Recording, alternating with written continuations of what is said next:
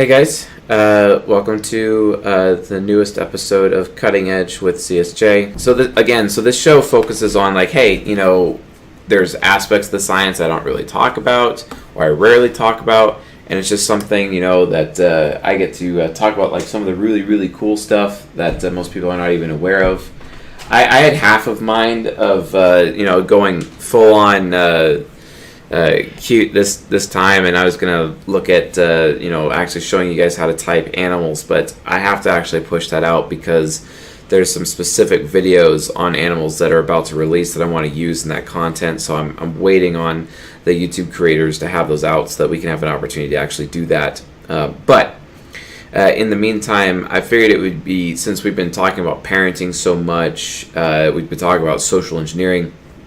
Tonight's subject matter, in terms of like what's really cutting edge, is to actually do a bit of a deeper dive on generational archetypes and where exactly they come from. So I'm going to be introducing you folks to Strauss-Howe theory, and then how basically archetypes from the point of where it goes societally, etc. In how our cognitive functions, on a micro level, within like individually how we are as people, there's actually cognitive functions, cognitive senses at the macro level of humanity when we're looking at the collective unconscious. So anyway, I'm very happy to have this opportunity. So let's actually just dive right in and get in on this. So not that I'm a fan of Wikipedia at all, but I've read the book, so I figure, like, since it very much matches what's said in the book, the Wikipedia article about this theory, essentially, it's good enough, and I'm just going to read from it, so you guys can gain the benefit of that. So in order for me to like really present the content tonight, we actually have to come to like a basic understanding of Strauss-Howe generational theory.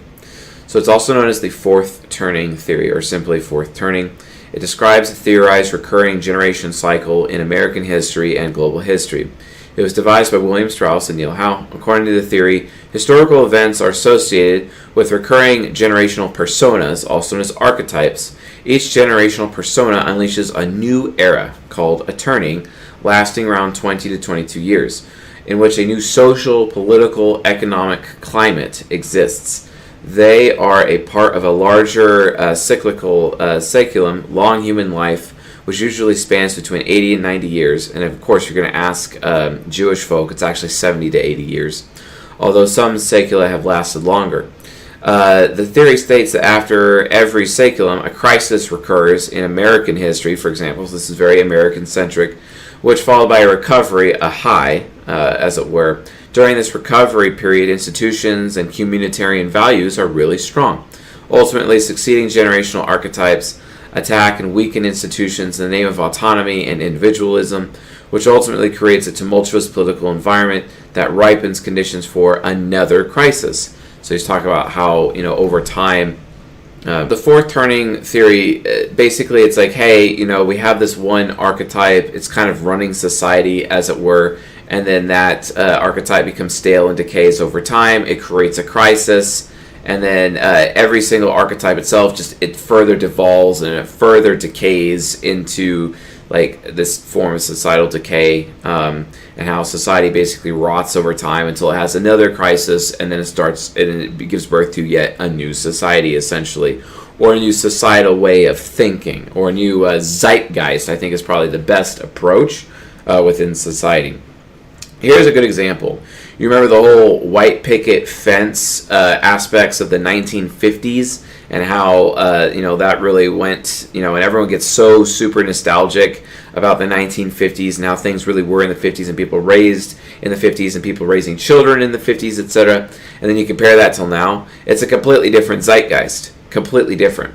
And this is what Strauss generational theory is actually trying to show people. In 1997, their book, The Fourth Turning, the authors expanded the theory to focus on the fourfold cycle of generational types and recurring mood eras to describe the history of the United States, including the 13 colonies and their British antecedents. Okay, so let's actually go in a little bit further than that. Okay, they have some history, you got some works. So defining a generation. So Strauss and Howe define a social generation as the aggregate of all people born over a span of roughly 20 years, or about the length of one phase of life: childhood, young adulthood, midlife, and old age. Those are the 4 phases, which, interestingly enough, kind of matches, the 4 phases of what I'm talking about with people reaching cognitive integration and their path to enlightenment and the different crises within a person's life: quarter life crisis, midlife crisis, 3/4 life crisis, and then ultimately final life crisis, etc. Kind of similar, kind of interesting how that works, how people have these 4 crises within their own individual lives compared to the 4 societal crises, and we have 4 cognitive functions in our ego, and guess what, humanity at a macro level has 4 cognitive functions as well. So pretty interesting to figure out and to see, because then you start to see how people's behaviors, per generation actually start to change over time. And, which we'll talk about a little bit at the end of this show, is you can actually learn how to social engineer these people on a macro scale. Social engineering groups, which we've previously talked about in past Ruby conferences, etc. So, okay. Generations are identified from first birth year to last by looking for cohort groups within this length that share these 3 criteria. First, members of a generation share what the authors call an age, location, and history. They encounter key historical events and social trends while occupying the same phase of life. In this view, members of a generation are shaped in lasting ways by the eras they encounter as children and young adults, and they share certain common beliefs and behaviors. This is kind of like how my dad, for example, he's obsessed with the 80s. He's obsessed with music. It's like people my age are obsessed with the 90s. I mean, let's be honest, Linkin Park's from the 90s. You know what I'm saying? That's just, an example as to how that works. And we see it over and over and over with every generation. My former father-in-law, he grew up in the 40s, for example, and the Great Depression, etc. And he loves music from the 40s. He's always listening to music from the 40s, and he has all these super, super mega old records, and anything that resembles music from way back then, from the 40s and the 50s, he is all in, for example. That's just one way of looking at it. Aware of experiences and traits that they share with their peers, members of a generation would also share a sense of common perceived membership in that generation. And not only that, they also have, as it pointed out, a form of shared values. What is socially acceptable to one generation is not socially acceptable to another. This is why you have older folks from older generations looking down on younger generations, because they see the younger generations as depraved in some capacity, or at least lost quality with their generations over time, because the value systems have changed. And this is explained thoroughly within this book. So let's look at turnings. While writing Generations, Strauss and Howe described a theorized pattern in the historical generations they examined, which they say revolved around generational events, what they call turnings. In Generations, and in greater detail in the 4th turning, they describe a 4-stage cycle of social or mood eras, which they call turnings. The turnings include the high, the awakening, the unraveling, and the crisis. Okay, so let's look at what the high means. The high is, according to Strauss and Howe, the first turning is a high, which occurs after a crisis. During the high, institutions are strong and individualism is weak. Okay, so this is so during the high, the affiliative is basically the main zeitgeist hegemon, essentially. It has hegemony over the current zeitgeist due to the crisis. And then pragmatism, which is what individualism is, actually very weak. Society is confident about where it wants to go collectively, though those outside the majoritarian center often feel stifled by the conformity. So, according to the authors, the most recent first turning was the U.S. was the post-World War II American high, beginning in 1946 and ending with the assassination of John F. Kennedy, etc. And then you have the awakening. According to the theory, the second turning is an awakening. This is an area when institutions are attacked in the name of personal and spiritual autonomy. Just when society is reaching its high tide of public progress, people suddenly tire of social discipline and want to recapture a sense of self-awareness, spirituality, and personal authenticity. Young activists look back at the previous high as an era of cultural and spiritual poverty. Strauss and Howell say the U.S.'s most recent awakening was the consciousness revolution, which spanned from campus and inner-city revolts of the mid-1960s to the tax revolts of the early 1980s. Well, guess what, folks? That's kind of what we're dealing with now. It's because Generation Z is, undergoing the awakening turning right now. Then there's the unraveling, and according to Strauss now, the third turning is an unraveling. A mood of this era is in many ways the opposite of a high. Institutions are weak and distrusted, where individualism is strong and flourishing. This is basically where there's pragmatism. Pragmatism has started to take its due instead of the affiliative. The authors say highs come after crises, when society wants to coalesce and build and avoid the death and destruction of the previous crisis. Unravelings come after awakenings, when society wants to atomize and enjoy. Okay? Atomize and enjoy. Well, this is kind of more like what would happen when the child function is kind of running the show.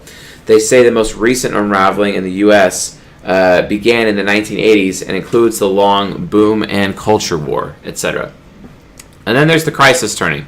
According to the authors, the fourth turning is a crisis. This is an era of destruction, often involving war or revolution, in which institutional life is destroyed and rebuilt in response to a perceived threat to the nation's survival. After the crisis, civic authority revives, cultural expression redirects towards community purpose, and the people begin to locate themselves as members of a larger group. And then this begins the process of resetting everything, and the affiliative is returned to basically controlling society. The authors say that the previous fourth turning in the U.S. began with the Wall Street crash of 1929 and climaxed with the end of World War II. The GI generation, which they call a hero archetype, born 1901 to 1924, came of age during this era. They say their confidence, optimism, and collective outlook epitomize the mood of that era. The authors assert that the millennial generation, which they also describe as a hero archetype, born 1982 to 2004, show many similar traits to those of the GI youth, which they describe as including rising civic engagement, improving behavior, and collective confidence. And then it goes through the cycle. Okay, so let's almost there, getting through this Wikipedia article, and then we can actually get to where we're going. For those of you that are coming in, we're discussing the fourth turning as well as the generational archetypes and how they are similar to cognitive functions within the ego of an individual, as well as the cognitive functions of the ego of an entire society. And we're looking at basically macro psychoanalysis versus micro psychoanalysis within this episode of Cutting Edge with CSJ. So just giving you guys a heads up on that. So moving forward, we're almost through this article, and then we're gonna discuss these things a little bit in depth. The cycle. So the authors describe each turning as lasting about 20 to 22 years. 4 turnings make up a full cycle of about 80 to 90 years, which the authors term a saeculum, after the Latin word, both meaning a long human life and a natural century. Generational change drives the cycle of turnings and determines its periodicity. As each generation ages into the next life phase and a new social role, society's mood and behavior fundamentally changes, giving rise to a new turning. Therefore, a symbiotic relationship exists between historical events and generational personas. Historical events shape generations in childhood and young adulthood. Then, as parents and leaders in midlife and old age, generations in turn shape history. Each of the 4 turnings has a distinct mood that occurs every saeculum. Strauss and Howell describe these turnings as the seasons of history. At one extreme is the awakening, which is analogous to summer, and at the other extreme is the crisis, which is analogous to winter. The turnings in between are transitional seasons. The high and the unraveling are similar to spring and autumn, respectively. Strauss and Howell have discussed 26 theorized turnings, over 7 secula in Anglo-American history from the year 1435 through today. Again, you guys want to read this book, Fourth Turning. It's like amazing. At the heart of Strauss and Howe's ideas is the basic alternation between two different types of eras, crises and awakenings. Both of these are defining eras in which people observe that historic events are radically altering their social environment. Crises are periods marked by secular upheaval, when society focuses on reorganizing the outer world of institutions and public behavior. They say the last American crisis was the period of the Great Depression and World War II. American awakenings are periods marked by cultural or religious renewal, when society focuses on changing the inner world of values and private behavior. The last American awakening was the consciousness revolution of the 1960s and the 1970s. In describing the cycle of crises and awakenings, they draw from the work of other historians. Okay, blah, blah, blah. Who cares? Okay, nice. So let's get down to the archetypes. Now this is where the rubber meets the road. This is where it's like the most important, okay? So these archetypes, and for some reason they are presented out of order. I don't know why, but I think, the order that they're doing is basically who's still alive. So the archetypes. All right, cool, it's working. Thank you. If it happens again, just let me know. The authors say different types of eras and two formative age locations associated with them, childhood and young adulthood, produce 4 generational archetypes that repeat sequentially. Okay, in rhythm with the cycle of crises and awakenings in Generations, the book Generations, they refer to these 4 archetypes as idealist, reactive, civic, and adapted. In the Fourth Turning, they change this terminology to prophet, nomad, hero, and artist. They say the generations in each archetype not only share a similar age location in history, they also share some of the basic attitudes towards family, risk, culture, and values, and civic engagement. In essence, generations shaped by similar early life experiences develop similar collective personas and follow similar life trajectories. To date, Strauss and Howe have described 25 generations in Anglo-American history, each with a corresponding archetype. The authors describe the archetypes as follows, and this pay real attention. So, anyway. So, the prophet, which is not the first one, but prophet, idealist generations enter childhood during a time of rejuvenated community life and consensus around a new societal order.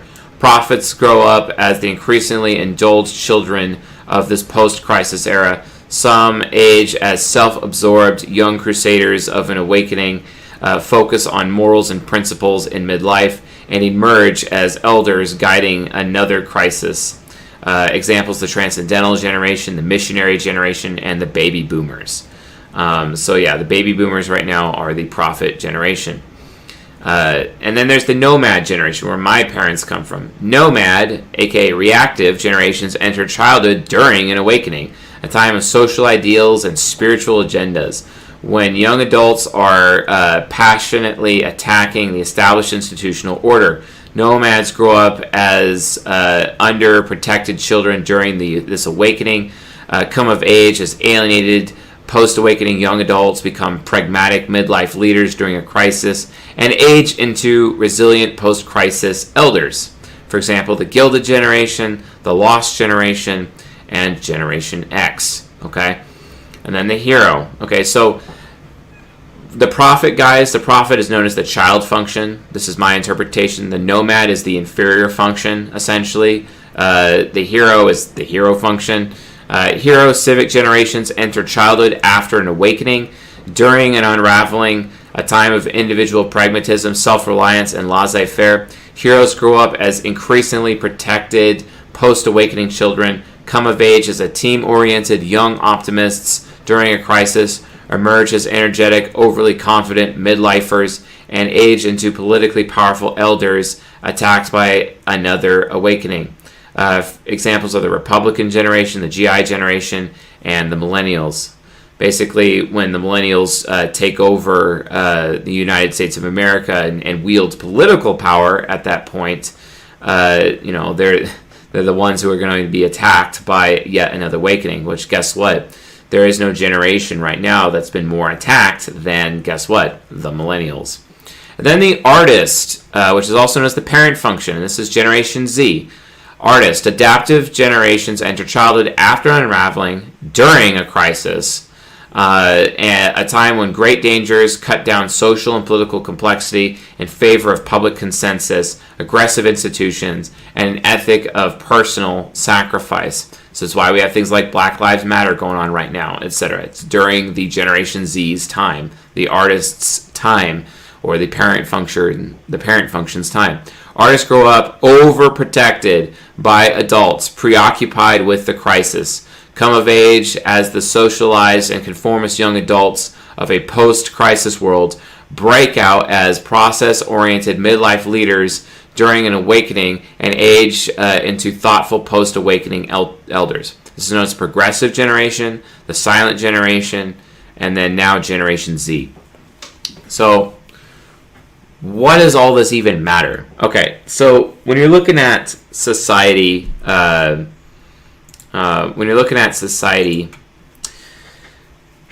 society has 4 generations active within it at any given time. There aren't very many people left alive who are in the previous artist generation, which essentially would be people who fought during World War II.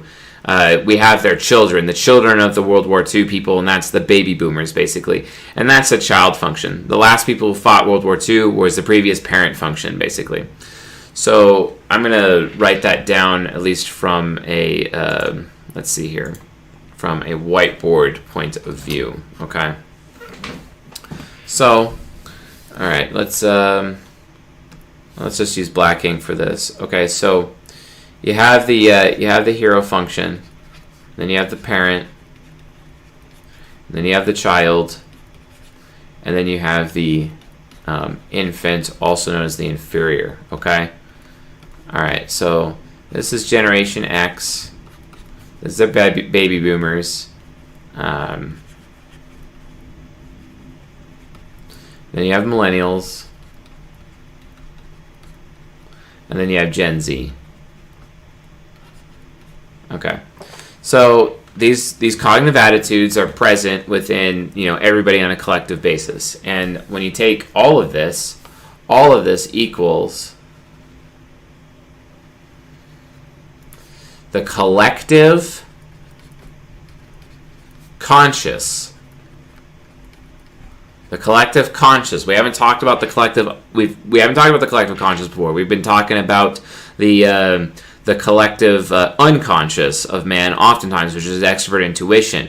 But this is like the extroverted sensing of like all of reality, all of mankind's outside, the collective experience, basically what is conscious in all of man. And we'll just say this like within like the United States of America, for example, the collective conscious right here.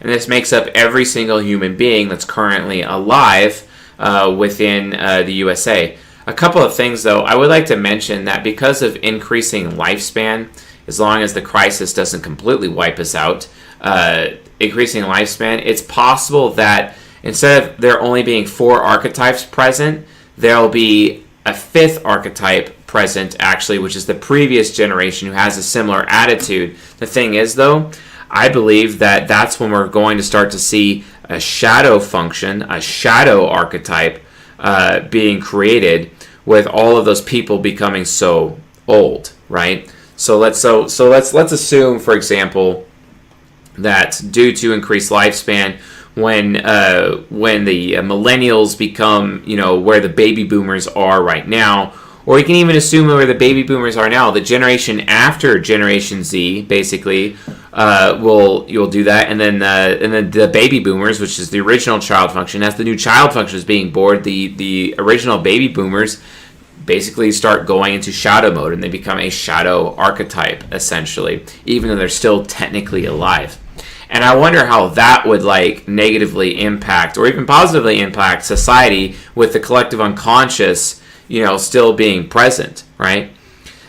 Folks, we're literally looking at the collective ego of humanity, like right now, at least within the United States of America, if we're going to be borrowing from Strauss and Howe's theory right now. But this is like, just in general how it goes. We're now getting into the important part of this presentation. So, anyway, again, the 4 generations represent cognitive functions, specifically within the total collective conscious of the United States of America, right? Okay, we're just using the USA as an example, okay? And there's a chance that there could be even shadow functions as people's lifespans are going up, and that could actually create some insane upheaval. I could even potentially be going on and on and on about the Tower of Babel and how that works, because I think, that would be insane. Think about it this way, like the way that I personally see human life, I actually see human life from the point of view of eternity. I don't really see it so much from life and death. I see life and death as cyclical, but I also maintain that there is an existence outside of this particular reality, or at least this zeitgeist of mental thinking or frame that we are in, this frame existence that we are in. I'm getting super abstract right now, sorry. But the point is that I see every human being as basically an eternal being. And I maintain that in the far future, all of humanity will actually be brought together in one place again after being so separated from so long. There won't be any scarcity. Everyone will be immortal, and everyone will be healthy, and everyone will be okay. Everyone will be able to take care of themselves. Everyone's able to meet their own needs. Everyone's needs are being met. And there's no need for war, peace. There's no need for war. There's peace. Everything just doesn't matter anymore, right? And when we finally get to that state, as from a human standpoint, and that way, in that particular mode, it wouldn't matter how many generations are still alive at that point of view, because you'd have access to all the previous past generations as well as access to all of the new generations, and things would just be different. It wouldn't be this endless waltz of war, hashtag Gundam Wing, etc., that's constantly going over time. Instead, it would be a fantastic utopian society. As I'm not an NF, but based on my own spiritual beliefs, I maintain that this is a likelihood.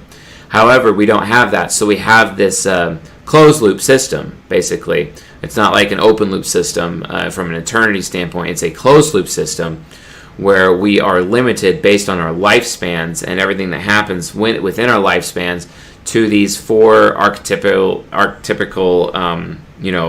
cognitive functions. Basically, you still have to see humanity as a collective, conscious and unconscious simultaneously. You have to see humanity this way, because if God created man, as we talk about in season 17 episode 1, what is the source of all cognition? If you haven't watched season 17 episode 1, what are you doing? You need to do that to kind of better understand this lecture or this presentation. But the point is that if God is all cognition, humanity is also all cognition. We just represent little tiny pieces of that cognition and then put together like a giant puzzle, and each of us are like individual puzzle pieces, right?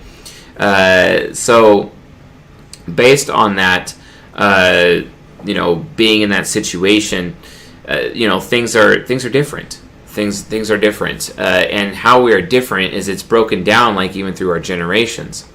You can even actually go so far as to say that this is actually probably the best understanding of astrology that we have, if so much is actually impacted by birth, And then you can even drill down further, okay? Does time of day, location, and the actual date of birth really actually influence a person's archetype, what their actual ego, what their actual type is? Or is it something that's influenced genetic? Is it something else? Is it magnetic fields coming from the sun? Is it an astrological cycle?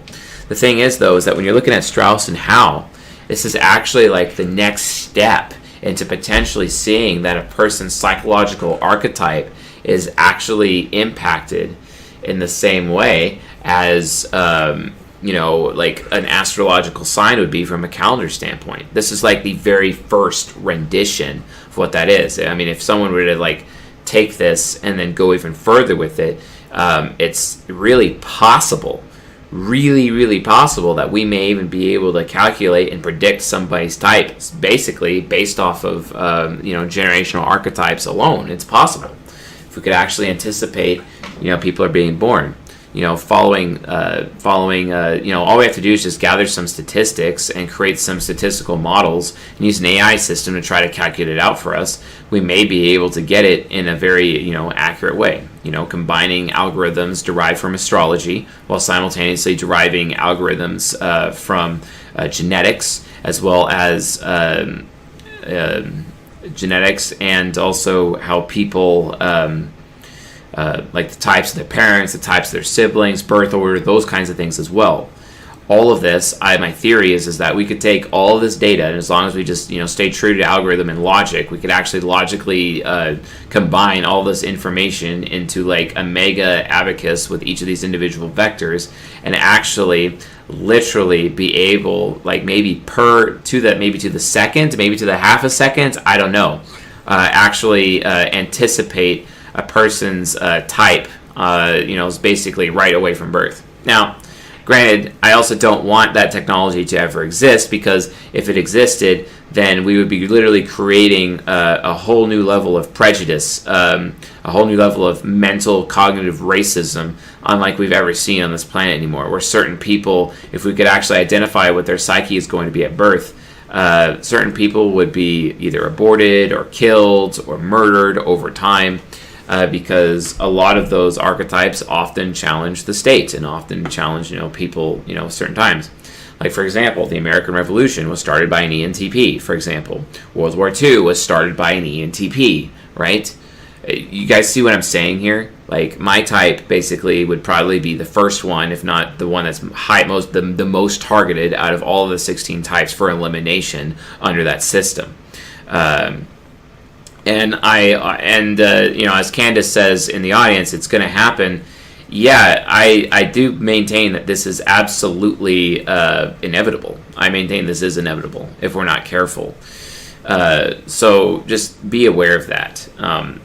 There's technologies being made right now where anyone, like just by scanning their social media, you can actually type someone and know their archetype. But there's going to be even more technologies there. It's going to create a mental eugenics world where people are going to literally prefer people of certain archetypes over others because they want to keep their little affiliative bullshit. You know what I'm saying? Or maybe they want to keep their pragmatic bullshit. I don't know. But like that's going to happen. Like that is inevitable. So yeah, it is a form of Gattaca. Thank you for saying that, Dominic. Yes, that is correct. Well, that's very fair, Name My Taco. I actually had a similar thought about that as well.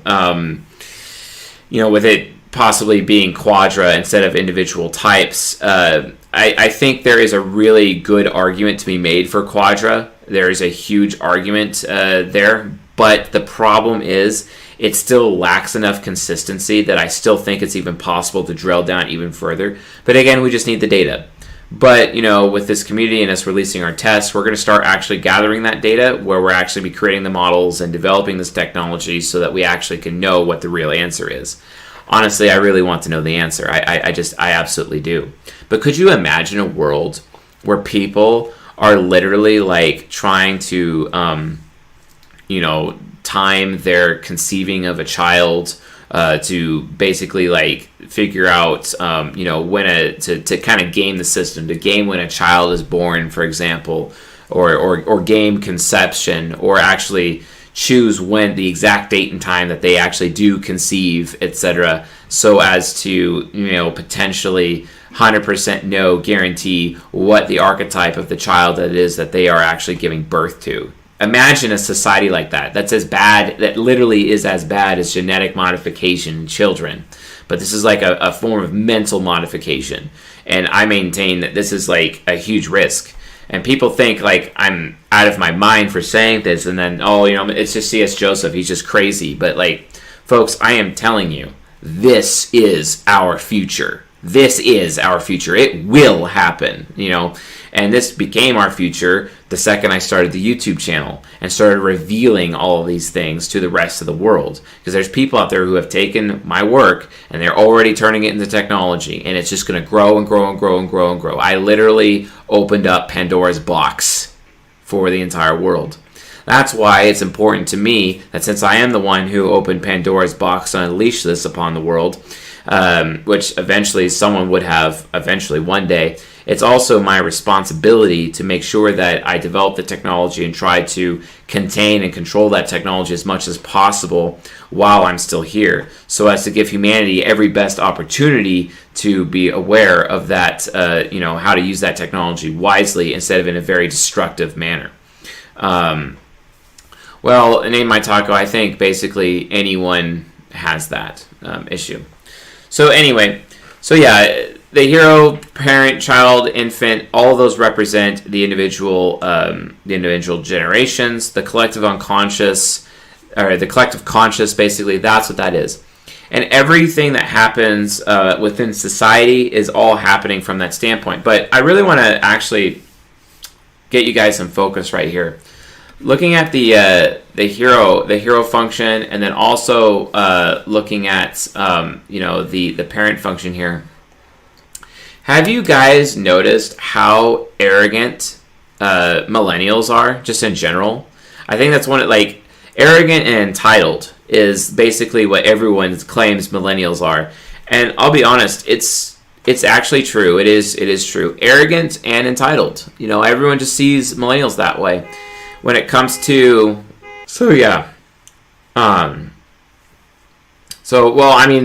we maybe even be doing genetic modification to test tube babies so that they're born with a certain archetype of some kind, if we can actually prove a genetic connection. I don't think we can prove a genetic connection. I really don't think so. I think the neural pathways within the brain and how they developed are also even affected directly by the force of gravity, as well as electromagnetic fields as well, especially given how electrical our central nervous system is in our brains and the neural pathways that develop as a result of those electrical systems. I actually maintain that electricity specifically has a lot to do, and magnetism has a lot to do with actually determining our archetypes, either when we're conceived or while we're actually in the womb, or etc. I think that's a lot to do with it. I know for a fact that a person's personality is it just is, and while it is handedness and it grows over time, and we can see some things changing from nature versus nurture.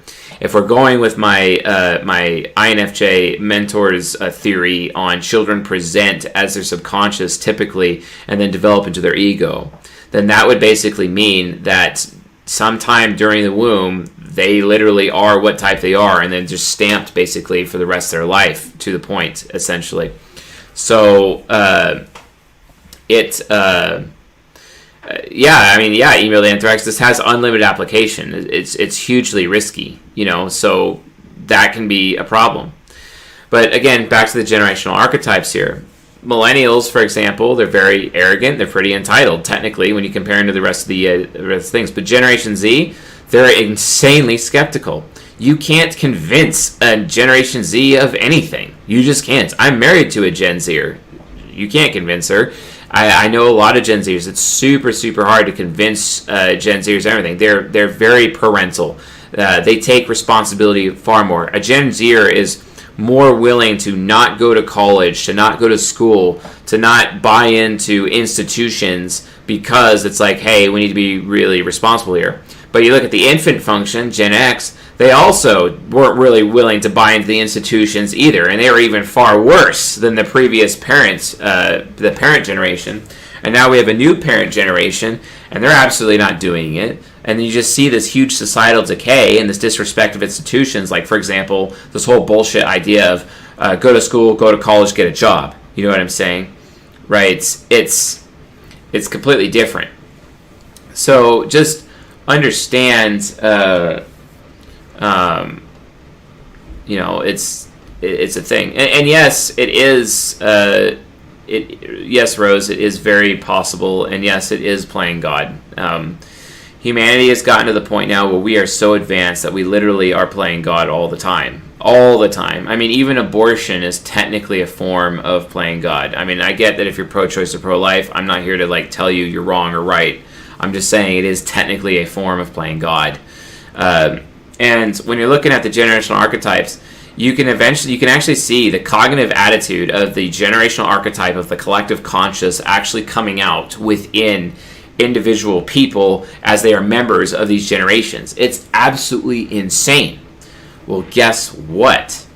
Guess what? Because you actually know the cognitive attitude of their specific generation, you can actually manipulate people within a generation based on that cognitive attitude. So with Gen Zers, you have cancel culture. You guys hear about cancel culture? Cancel culture is literally there to manipulate Generation Z and to bring Generation Z under control. For example, the entire smear of millennials being irresponsible, hard to work with, entitled, everything that Simon Sinek, the INFJ, who is a millennial, constantly challenges on a daily basis, is saying, yeah, guys, that's stupid, stop doing that, you're harming society. But again, that's what's happened to millennials, and they've also been removed, the child function, baby boomers, I'm sorry, but baby boomers they're pretty childish. They really, really are. And they're more willing to go along with the system, go along with the institutions, because it's like, okay, really, baby boomers, you're expecting the system to take care of you? You're really relying on your retirements, you know what I'm saying? Instead of having personal responsibility yourself, right? I mean, the millennials have that figured out, and the Generation Z absolutely have it figured out. It's required to have that figured out. It's not so required with the millennials because of their sense of entitlement. You know what I'm saying?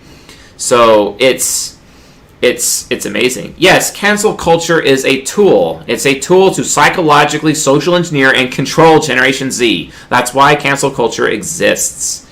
It's super, super easy. Let me give you some additional examples of collective manipulation. No one used to drink milk, but apparently through advertising, it's now within the zeitgeist that everyone drinks milk. And it's one of the reasons why Americans are so unhealthy. The same thing as eating cereal, like Kellogg's Corn Flakes, for example. It's all bullshit. Or the fact that women are smoking cigarettes. That's also bullshit. It's all collective social engineering. And there are people out there who understood the psychological archetypes among the generations, and then as a result of identifying the cognitive attitude of each of these generations, they are so severely able to manipulate these people. Think about it. You can make a baby boomer bounce, or a collection or a group of baby boomers bounce like a basketball anytime you threaten their social security. You see what I'm saying? It's so easy once you know what it is they're actually going for. You know what I'm saying? Gen Xers, the infant archetype, and the fact that they're so easily controlled by fear. Why do you think 9/11 occurred? 9/11/2001. It's because it creates fear. Wait a minute, what was the last version of that? That's right, December 7th, in 1941. Okay, Pearl Harbor. Okay, another version of that for the last infant function generation and their freak out. You see what I'm saying? If you control Gen Xers through fear, okay?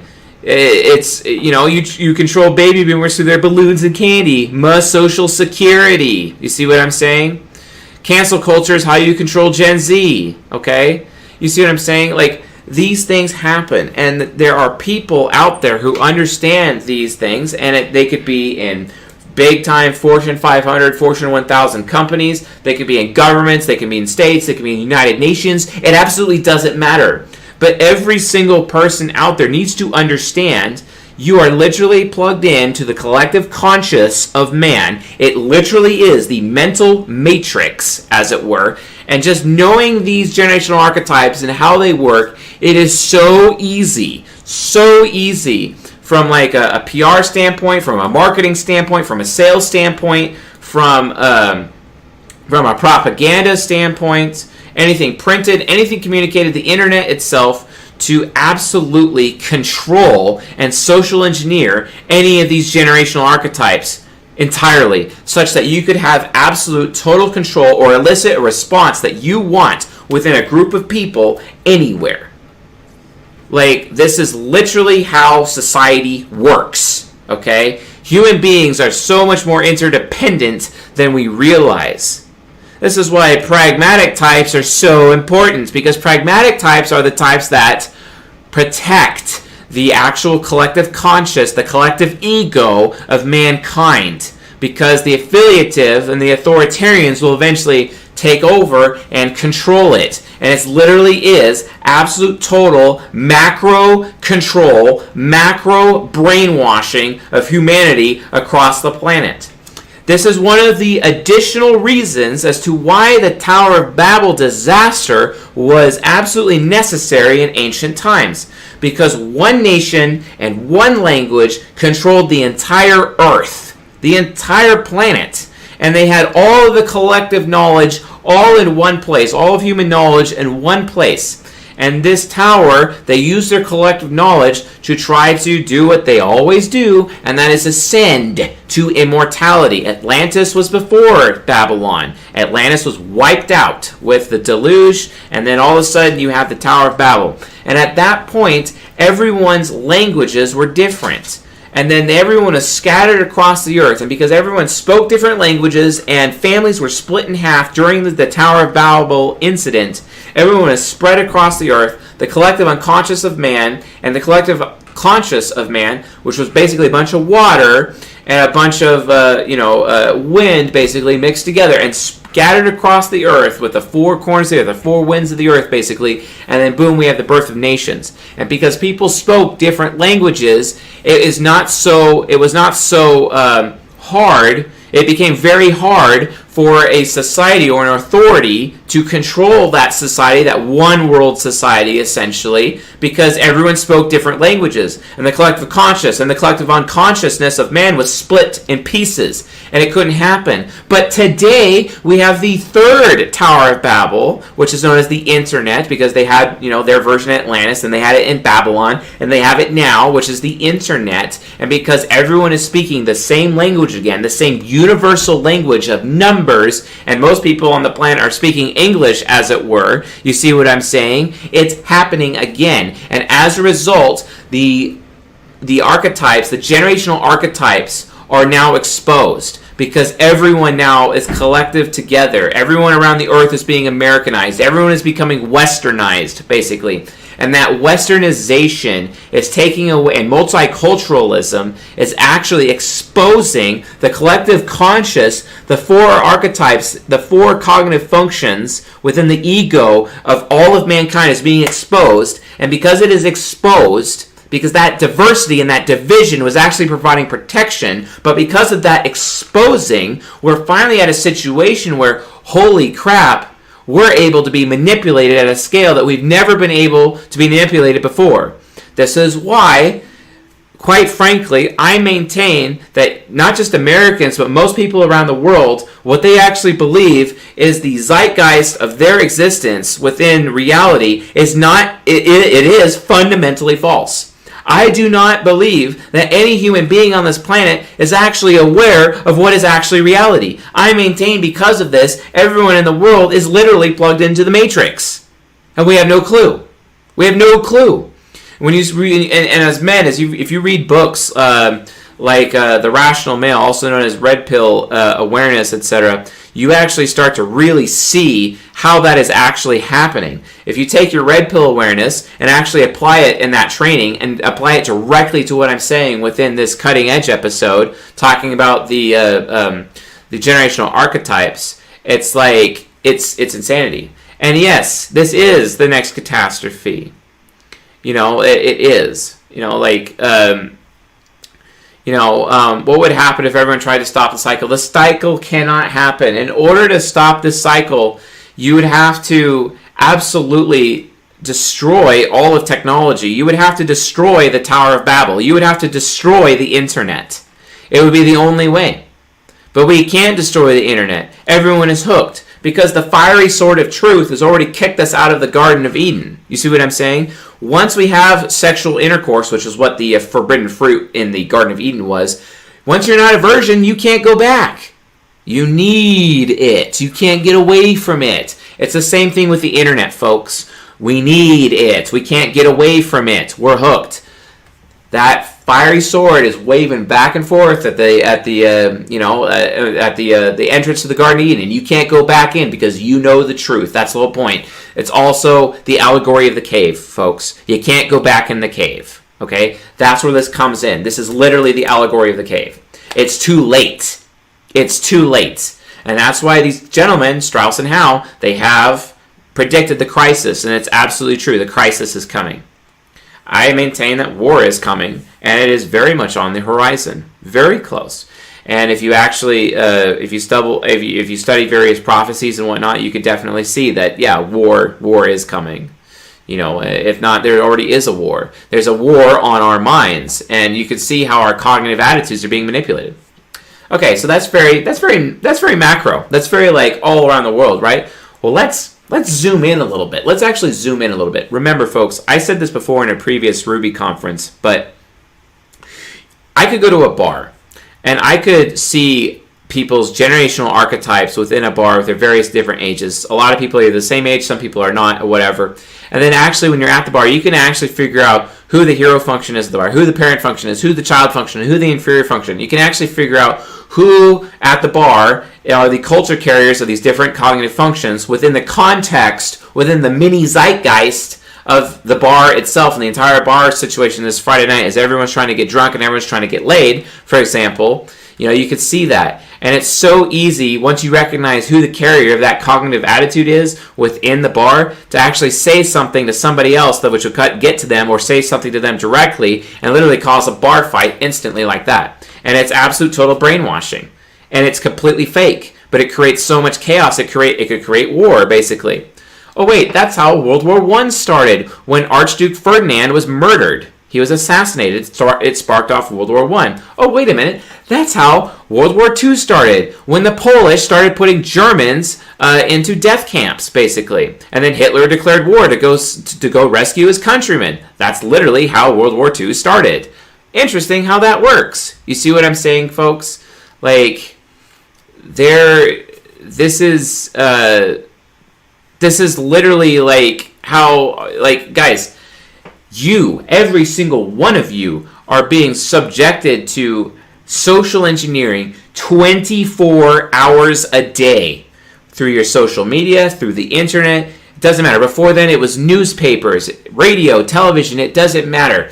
100% social engineered at all times. The people that you really have to be afraid of are the people who are aware of this psychology and are leveraging it on a regular basis. The guy who created the women's suffrage movement, that was a man, by the way, not a woman. A man created the women's suffrage movement and absolutely fundamentally transformed all of mankind, basically, from that moment. In as much as birth control coming out also did, and then that led to the women's suffrage movement at the same time. And then women all of a sudden gained the right to vote. That entire thing literally happened as a result of them manipulating and social engineering the cognitive attitudes of the generations on a macro scale in order to put forward an agenda of some kind. Just like women smoking cigarettes, it's the same thing. Just like Kellogg's Corn Flakes, just like graham crackers. Graham crackers were created to stop young boys from masturbating, okay? Just like all this stuff out there, what we consider culturally normal for us within the last 300 years. Oh, wait a minute, here's another example. Monogamy.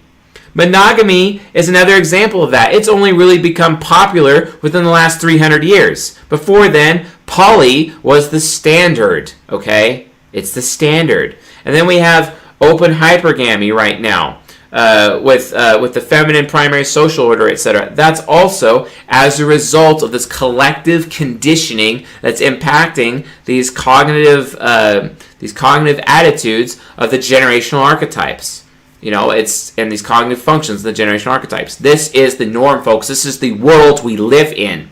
And technology, and especially since I put my work out there on YouTube for free, etc., technologies and AI systems are being developed as a result of my work. Imagine what's going to happen when you combine that with the already pre-existing social engineering in the world. What's going to happen? Have you guys figured that out yet? Do you guys not now understand how important it is that we are like utilizing this content for good instead of for evil? Because I guarantee you folks it will be abused, because guess what? It's already being abused. That's the point. Okay? So it's a thing, you know. It's a thing. So but yeah, war is inevitable, folks. It's coming. And yeah, right now would be the perfect time to attack America. That's a good point that you see that, Candace. In fact, according to the prophecy of George Washington at Valley Forge, according to that prophecy, which was actually discussed in this book, The Fourth Turning, the authors of this book actually believe that the crisis that's upon us is actually the continental United States being attacked by a foreign power. And this is kind of like from an extrovert intuition standpoint. This is just NE. This is pure conjecture. This is pure speculation. But like, you know, when I look at the extrovert intuition, I look at the collective, war is inevitable. It can't be stopped. It is coming. You know, so like you pick your poison at this point. The crisis is coming, and there's nothing we do to stop it. All we have to do is subsist and get through it.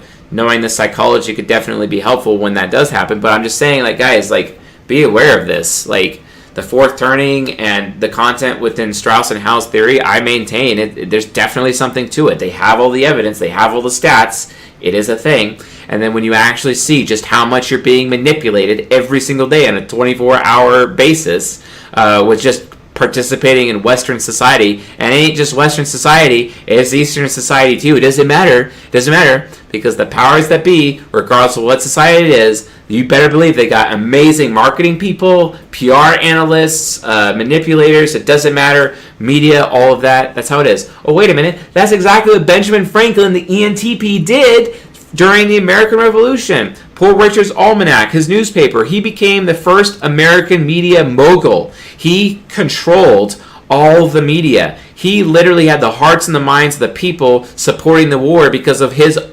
publishing, because he practically had a monopoly on publishing. Think about that. Wait a minute. Did you know that all media companies in the United States are actually owned by like the same 6 people? Have you thought of that? Look into Ted Turner, for example.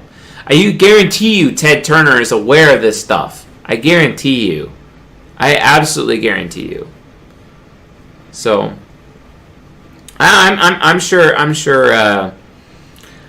the Civil War can be initiated by a foreign power. I'm sure it could, you know. Yeah, foreign war is the worst. It's all terrible. War sucks and war is stupid. But like, guys, like, this is why war happens. It's the generational archetypes. It's these turnings, basically. This is why war happens. It also happens because of scarcity. If we didn't have scarcity on this planet, there would really be no reason for war. Because then if there's no scarcity, there's no real need for competition, right? And if you take away scarcity and you also make man immortal at the same time, then all those problems are basically solved. And I think even the very definition of sin nature would change overnight, which is interesting. So, anyway, I'm going to take my tinfoil hat off for this one, and just wanted you guys to understand, you know, hey, there's consequences to all of this. But what's really important, folks, is that you understand that this kind of social engineering is happening right now. So that's why this episode of Cutting Edge of CSJ, July 2020, is called Social Engineering and the Generational Archetypes. Okay? Like, this is literally just how it works. This is reality. So, anyway, I would like to now open up a Q&A for anyone in the live chat if you guys have questions. Let's go ahead and begin that now. Chase, how would we be able to weed the ego hackers of evil? I have no idea, honestly. Like, judge a man by their actions, not by what they say. I mean, that's even biblical. Look, you know a man by his fruit, basically, by his actions. So judge people by their actions, not by what they say. Never judge a person by what they say. Only judge them by their actions. That's the only way to know, especially if you're a man. So yeah, not foil hat reality. Thank you. Okay, so I answered that one question there. Any other questions?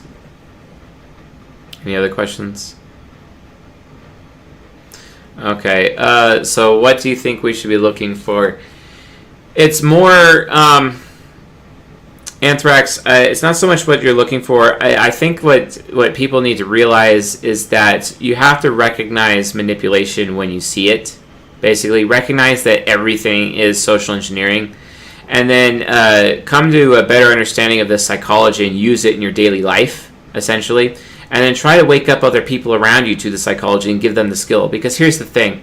Eventually it's going to get to the point where we're going to have to fight fire with fire. Okay? The more people that know this psychology and know how human nature works, and you can combine it with cutting-edge human nurture techniques. Like, for example, for women, I tell women to read the book Eat, Pray, Love.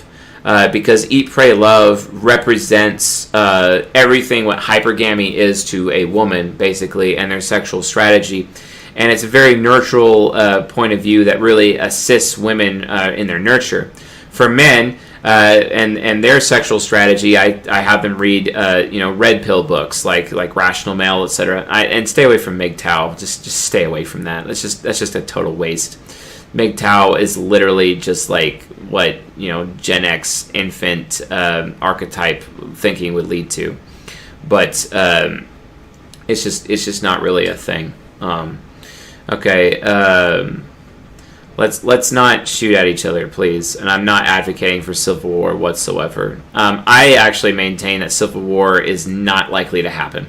I absolutely maintain it's not likely to happen. I think invasion by a foreign power is more likely from my expert intuition hero point of view and the research that I've done. But okay, name my taco. SE being the collective conscious. How so? Is it because the environment around you? Yes, it's just the current environment. The collect. What is conscious basically? And SE, the collective experience of what's already happening or happening right now. What is actually conscious in the moment? And looking at that from a collective macro point of view, the collective SE basically is, basically kind of more of a collective conscious thing. Because introverted sensing is not very conscious because it's already happened. It's more of in the past.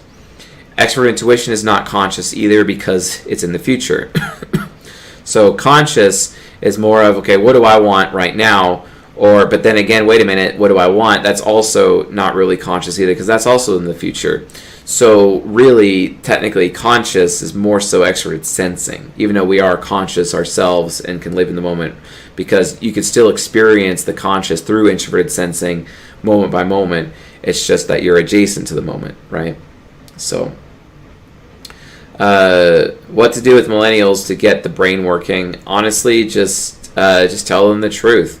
Tell them about the type grid. Tell them what their type is, really. I've been trying to do that my whole life, teaching people about psychology, temperance. The more you teach people about the science, the more people will be awakened. And there's a great awakening happening right now. That's why the turning that we're in is basically an awakening, but the crisis, is coming, so. But really, ego hacking, guys, you got to spread it. The more you make people aware of ego hacking, the more that they can actually defend it. Just like it says in Frank Herbert's Dune, when Duke Leto Atreides is talking to Paul Atreides, his son, and his son is an ENTP who will wield absolute prescience and see full mastery of the future and fate, basically later in the story. But this is before it happens. And Paul is just still a kid, and Duke Leto Atreides says to his son Paul, and he's like, "Listen. Knowing there's a trap is the first step in avoiding it.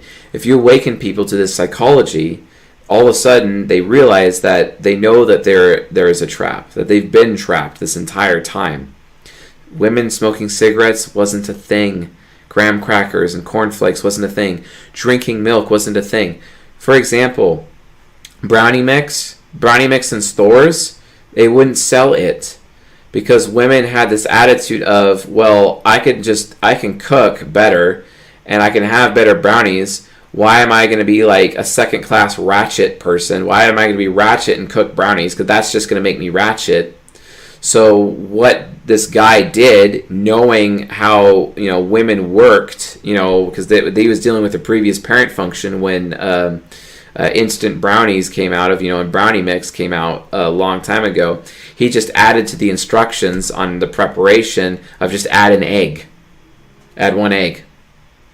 That way, the women didn't feel so bad about themselves, thinking that they were lesser women, because there was actually an added step that had no meaning on anything. Even though brownie mix didn't even need an egg or whatever, just so brownie mix would sell, right? You see what I'm saying? And now, when you look on the back of all the brownie mixes out there, just add an egg. It's there. Okay?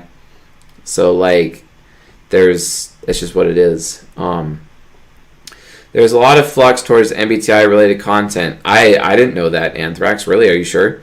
Why do you think people are starting to talk about it? I have no idea. I really don't know, and I didn't even realize there is a flux towards MBTI-related content. I don't think so. We spend so much time on search engine optimization and getting, our stuff out there for people to like read and learn and understand. It doesn't seem like it to me that a lot of people are interested. Granted, I know that I'm technically producing lower quality videos than other people, but at the same time, it's just kind of like, really, are you sure? So, George, we are a part of a generational cycle in a cycle. Do you think there is a finite number of cycles humanity goes through? Is Atlantis Babel internet cycle the biggest one? Yes, I think so. I really do think so, because every time those big cycles have ever happened, it's led to insane disaster, absolute fundamental disaster on the planet. You have Noah's Ark and the deluge, which wiped out Atlantis. You have the Tower of Babel incident. Who knows what's going to happen with the internet? So Michael Knight asks, these generational archetypes are specific to nations, correct? No, they are not specific to nations. However, how they manifest within nations is different given the cultural nurture, that is with each of the individual nations. So the answer to that is technically no, they are not specific. Couldn't a nation have subcultures within it that could as well do their own generational archetypes as well?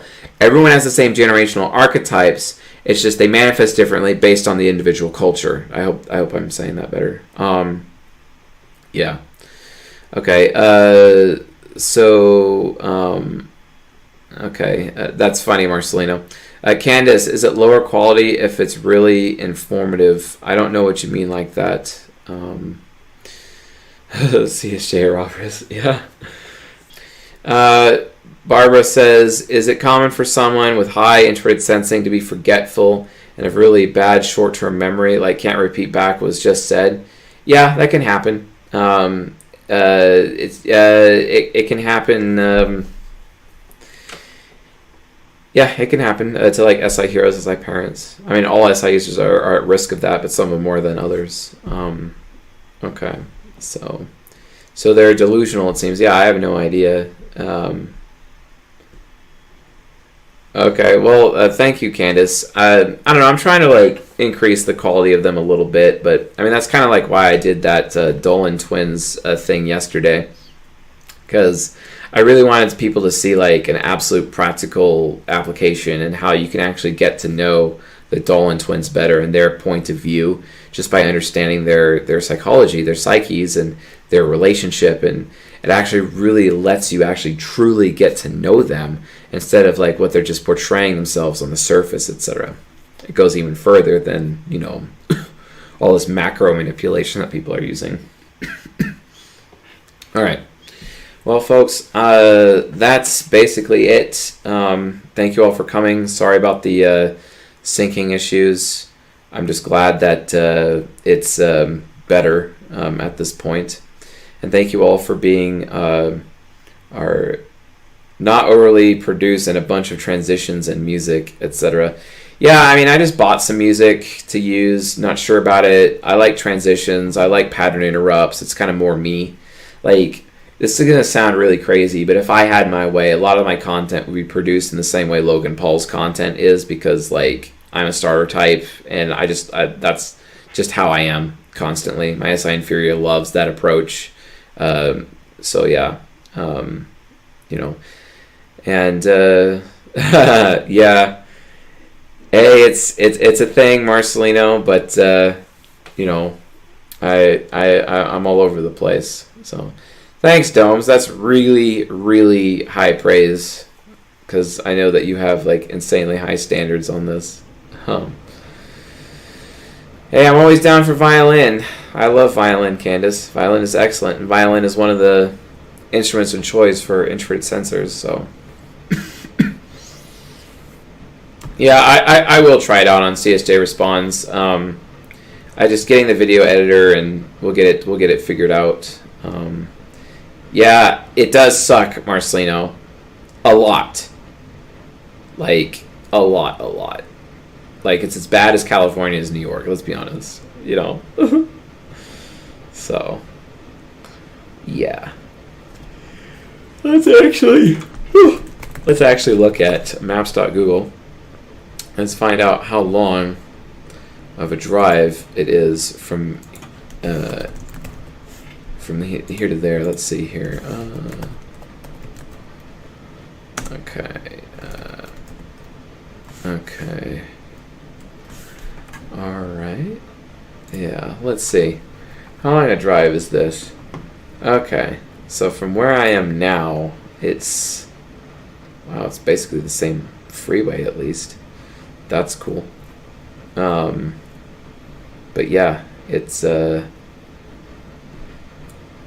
it's about 23 hours to get to Chicago. Interesting. 23 hours from here. Okay, so a 1 day's drive. Fair enough. Probably have to stop in Nebraska somewhere or something before heading on over in that direction. Cool. It's kind of nice to know where we are, right? Okay. Yeah. Hype beast videos. Piano or wind instrument? I honestly don't know. I just know that SI users often favor cellos and violins, and high SE users love guitars, for example. So it's all good, Anthrax. I appreciate the support. I've been like, I don't know. I've been taking a lot of mental hits recently. Just a lot of the hatred. Actually, I'll even link you guys something really interesting in chat here that I watched this recently, and I'm like, what the hell? I actually saw it like on our Discord server, and I'm like, dang, you know. It's like, am I that bad? You know what I mean? Like, even though I'm not that bad, but I mean, just like, it's so interesting to see, like, because I don't care what people think. I care about what they value and how they feel. But if you go to that link right there that I put in, well, you know, I do plan on going to San Antonio and Dallas Fort Worth area pretty soon, but it's just depending on whether or not the person there does what I tell them to do. Basically, like, I have somebody there that I was gonna stay with, but they really pissed me off recently, and basically they went to like a Black Lives Matter rally, and then the following day they basically told Railgun that I'm white trash, basically, which is like, okay, great, thanks, I guess. And I was supposed to be staying with them in San Antonio and whatnot, and it's just like, this is bullshit, you know? So I actually told him recently, like, listen, pal, like, I have a serious personal problem with you, and I'm not going to talk to you about it, so you're going to have to, like, read this book first, and then we'll have a conversation. Otherwise, I don't really want to have anything to do with you anymore. So yeah. North Carolina's blowing up. Yeah, they are afraid, and that's fine. I mean, Anthrax, I've always been feared my whole life. It's funny, people actually refer to me as the Logan Paul of psychology recently. And after watching a bunch of Logan Paul, I no longer think he's an ESTP. I thought he was. I no longer think he's an ESTP, actually. So I'm actually going to be releasing a video about me actually psychoanalyzing him for real. So, yeah, the bright highlighter is awesome. I want to be able to do that. That would be pretty nice. I appreciate that, Candace, but no, I can handle that on my own. Sometimes I prefer staying in my own car, so I'm not down for that. That's not necessary. I don't know about that. Like, I was planning on doing some Europe stuff. I actually went to Frankfurt for a while. I also went to Sardinia for a while as well. And in fact, actually, a lot of the virtue and vice lectures, and most particularly the ENTP virtue and vice lecture, was actually filmed in Sardinia. And that was cool to be able to check that out. And that trip was just amazing. But honestly, like, given the COVID situation, I'm not really sure about going to Europe. And not just because I have a concern with, like, the plague or whatever. It's just more like, I'm just not sure it's really feasible for me. I also was planning on going to the UK, but like all of my friends in the UK, and I used to have a lot of friends in the UK. I don't even talk to them anymore, so I don't really like know anybody in the UK. So it's kind of like, well, why even bother going? You know. So, and if there's like a financial interest, I might consider it, but just honestly, just not really my thing. So, yeah, these SE shirts that Railgun gets me to wear. Yeah, that's true. I mean, like, I'm actually probably gonna go outside and film something on my longboard right now. But like, I wore this shirt specifically just to like mess with people. That's all it is. It's just SED winning people. You know, that's the only real reason. So, anyway, folks, thanks for hanging out with me, and you all have a good night. And I'll see you guys next month. Later. She looks at the camera.